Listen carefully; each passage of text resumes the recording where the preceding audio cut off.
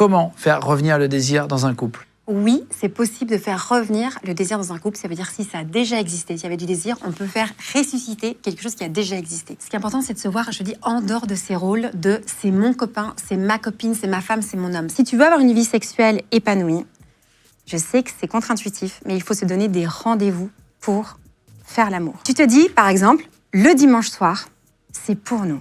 Donc on n'accepte rien, des copains, des machins, etc. Et là, tu couches les gamins hyper tôt si t'en as, et c'est ton moment.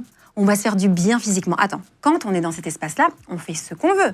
Peut-être qu'on va juste faire des petits massages, peut-être qu'on va juste être nul l'un contre l'autre, peut-être qu'on va faire l'amour, peut-être qu'on va prendre un bain ensemble, mais on va se faire du bien sexuellement. Et je t'assure que c'est le secret des couples heureux sexuellement, c'est qu'ils prennent le temps et qu'ils s'est réservé dans leur agenda. Donc tu bien te sûr. dis, tiens, ce soir, on va Dimanche faire... soir, mercredi soir, je sais pas, vous prenez la date. Mais non, parce que On m'a toujours dit ça en couple. Non, mais ça, c'est une Faut pas calibrer le... C'est une fausse croyance, c'est une fausse croyance. Et c'est à cause de cette croyance que tout le monde se plante en amour et dans la vie sexuelle.